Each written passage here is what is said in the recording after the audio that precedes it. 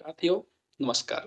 जी, आज एक बार हम आपके सामने फिर से उपस्थित हुए हैं, कुछ चीज़ों के बारे में विचार-विमर्श करने के लिए। आपके पास अगर समय है तो रुक सकते हैं, अन्यथा आप आगे बढ़ सकते हैं क्योंकि हम विस्तार से समझेंगे, डिकोड करेंगे कि आजकल आप लोगों ने देखा होगा कि एक समय ऐसा था, जब बांग्लादेश में शेख हसीना की सरकार थी और नेपाल में सरकार थी केपी शर्मा ओली की, तो भारत से उनका संबंध अच्छा था कहने के, लेकिन आपको आजकल देखने को मिलेगा कि हमारे जितने भी पड़ोसी हैं, वो कहने के हमारे दुश्मन बनते जा रहे हैं कि कर क्या रीज़न है?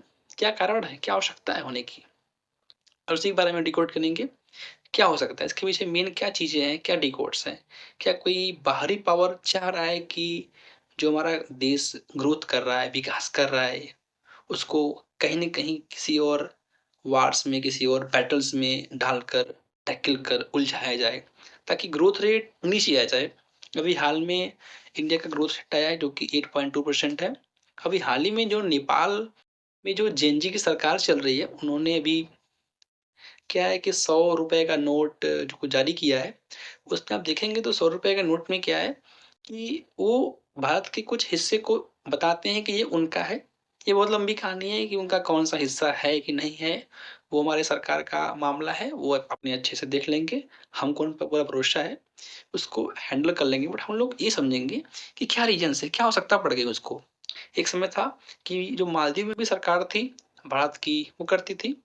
हमारे जो आस-पास के जो पड़ोसी क्षेत्र हैं, शिवाय भूटान को छोड़कर, और जो हमारे देश हैं, कहने के चाह रहे हैं हमारे शत्रु बन जाएँ, वो कोई न कोई पिन डाल रहे हैं। जैसे आप लोगों ने देखा होगा, आप घर में रहते हैं, आपके यहाँ पड़ोसी होते होंगे, तो पड़ोसी में कुछ ऐसे पड़ोसी होते हैं जो हमेशा चाहते हैं कि नहीं आपसे झगड़े, आपसे बहस करे, आपसे वो चीज़ करे, वो उनकी हैबिट होती है कि उनको परेशान करना। और अगर आप कहीं न कहीं आप अगर अच्छा खासा तरक्की कर रहे हैं, आपके पास जब पैसा आ रहा है, तो वही लोग आपको देखेंगे ना, आपसे वो ईर्ष्या करेंगे। सेम यही कंडीशन यहाँ भी अप्लाई हो रहा है कि हमारा जो देश है, इतने अमेरिका के टैरिफ के बावजूद भी उसका जो ग्रोथ रेट आया है 8.2% आया है। तो कहने के जो आस-पास के जो जो रीजन्स में जो बन रहा है, उनके अंदर ईर्ष्या हो रहा है कि कैसे ये कंट्री ग्रोथ करता रहा है। कर क्या चीज़ें हैं, क्या वो नहीं कर रहे हैं? देखिए ना, हम लोगों ने इस पर ना मेहनत किया है, तब जाके हम लोग को आज दिख रहा है। अभी तो जो जीएसटी में जो हुई थी कटौती, उसका तो अभी नहीं आई, तो अभी थर्ड क्वार्टर का आया है। अभी जब फोर्थ क्वार्टर का आएगा तो वहाँ तो और अच्छा उम्मीदें होगा। कहने के जो हमारा सेकंड क्वार्टर में जो ग्रोथ रेट कम हुआ था, आई होप उसको कवर कर लेगा। चीज़ें वही हैं समझिए कि जो नेपाल है, ये भी चाह रहा है भारत से आके बहस करे फालतू का, मतलब कि कोई भी जो चीज़ का मुद्दा भी नहीं है, उस चीज़ को बिना मतलब का मुद्दा बनाना। और पहले आपने देखा होगा कि जो मालदीव में सरकार थी, वो भी, लेकिन आई थिंक अभी फिलहाल में भारत के जो हैं लोग, डिप्लोमैटिक चैनल्स लोग, वो अपना सही कर लिए हैं। और नेपाल में बता ही दिए आपको। और जो हमारा बांग्लादेश में है, समझिए एक कंडीशन ये था कि जो बांग्लादेश की जो सरकार है, वो पाकिस्तान आर्मी वहाँ पे आ रही है। 1971 के वार के बाद पहली बार वहाँ पे आर्मी गई है। आप सोच सकते हैं, यानी कि इन लोग भारत के खिलाफ षड्यंत्र रच रहे हैं, क्योंकि उनको ये चीज़ देखा नहीं जा रहा कि कैसे हमारा देश कैसे ग्रोथ कर रहा है, क्या रीज़न से ग्रोथ कर रहा है। उनसे ईर्ष्या हो रही देखते नहीं बना जा रहा है।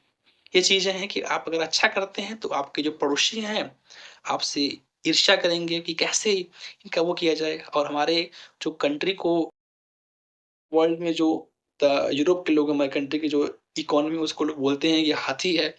जब हाथी चलता है तो अपने मतमस्त पे चलता है, उसको कोई भौंक रहा है, कितने चिल्ला रहे हैं, उसे कोई फ़र्क नहीं पड़ने वाला है। वैसे हमारा कंट्री है। आप लोग बोलते रहिए, हम अपना ऐसे-ऐसे करते-करते विकास करते रहेंगे। ये हमारा भारत है। जी हाँ, ये थे हमारे। बाकी आपको इस पर कोई अगर डाउट्स हो या कोई चीज़ें आपसे पूछना हो, तो आप कमेंट्स में डाल सकते हैं। ठीक है? फिर मिलेंगे एक नई वीडियो में, तब तक के लिए जय हिंद, जय भारत, वंदे